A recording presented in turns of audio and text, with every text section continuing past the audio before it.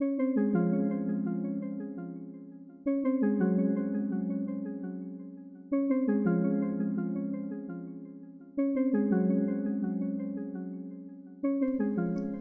up, markerheads? It's Karen, and today I'm bringing to you an illustration that I did as a commission. This is an octopus mermaid queen, and this was a commission that I did for someone on Instagram. And if you're interested in more of the concept process, you can see some of the images I took that are on my Instagram page at Art by Karen E. Haley on Instagram. That's my Instagram handle, and I do like to upload little updates on there from time to time.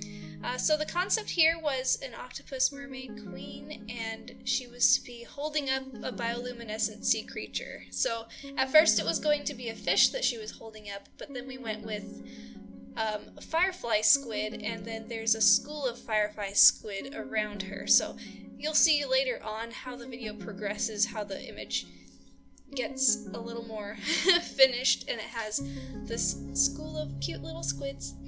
So I really like the way this turned out. We kind of went back and forth on different ideas of the body type of the character, and we were thinking of doing either an orangey type of color scheme like this one, or the alternate was going to be a pale, almost ghostly color scheme.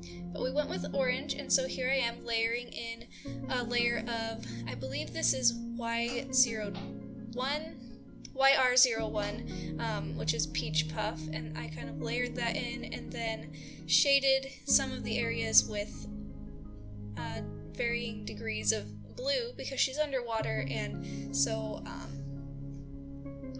I just wanted to put that kind of ambient color into the picture, which I love to do with Copics. I love the way that even complementary colors layer up really nicely with these markers. You don't need to use a whole lot of the complementary color in order to get this neat effect, and I really like the way that it looks. So I wanted her to have more texture, and she is based on a giant Pacific octopus, and so she has that nice rusty orange color, and I gave her some textured little bumps just like on a real octopus. And then she has some nice pale but warm skin, and I have a very complicated hairstyle on her that I also kind of designed based on the shape of an octopus, which I think looks really nice. I was kind of worried that the shift from orange to blue wasn't going to work out very well, but in the end it turned out looking alright. I do like it a lot, so I'm hoping that it looks good to you guys too.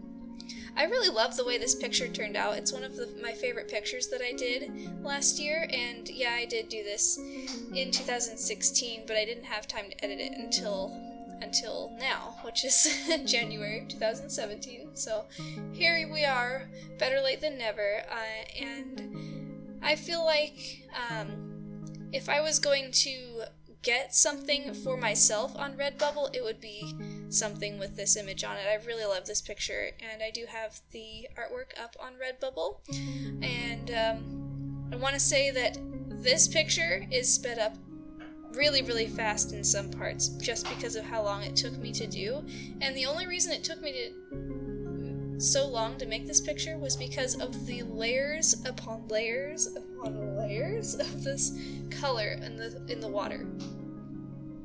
There are so many different colors of blue and aqua in the water in this picture, and I had to make multiple layers just to make it look nice and smooth, but I feel like it's worth it. I know it takes up a lot of ink to do an image like this, but at the same time, it's a much better result if you put a lot of layers and a lot of work into the picture. So I really tried to make every stroke count. I tried to make sure I didn't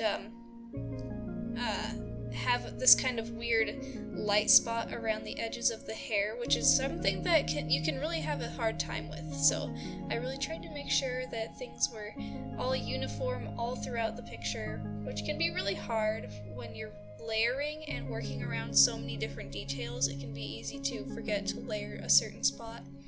And so I really had to make sure I was doing everything at the same, to the same degree of amount of ink applied to the paper. So that's why most of this picture is me just putting blue on the page.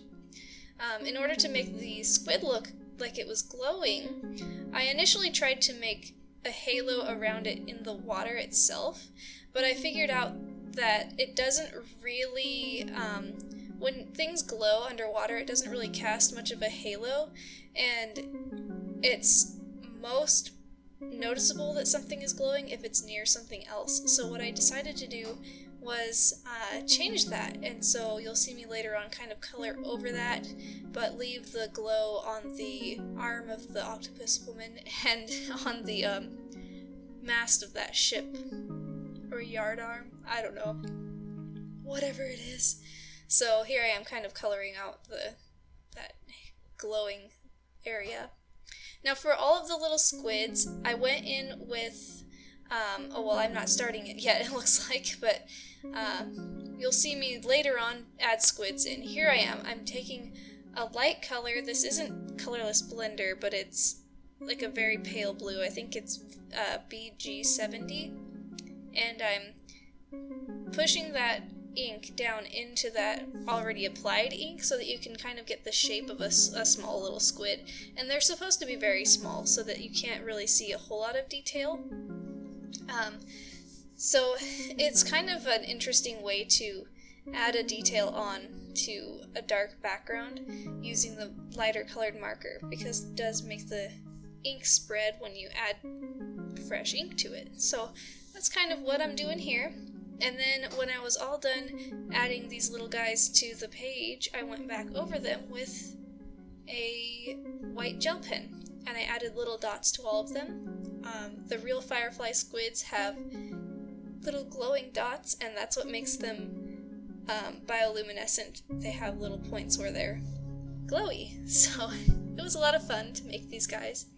I also really love the octopus queen because she has a slightly curvier body type than I normally draw on humans, and I really want to practice with more variety in body types, and so this was kind of my foray into a more curvy body style. And I think that she looks very regal, and I love the way that she just looks very peaceful and friendly. She's supposed to, in my mind, kind of be like the good version of Ursula, if that makes any sense.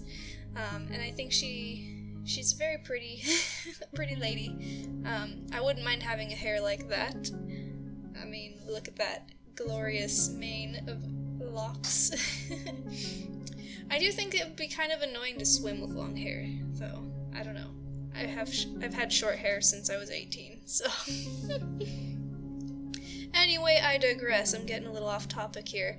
What I'm doing right now with the hair is adding details in with a very sharp colored pencil. And in the orange sections of her hair, I used a dark red color, and in the aqua colors of her hair, I used a dark green pencil, and I think that it makes it just pop. But I think what really brings the picture together is adding the suction cups on with this gel pen, so here I am doing that.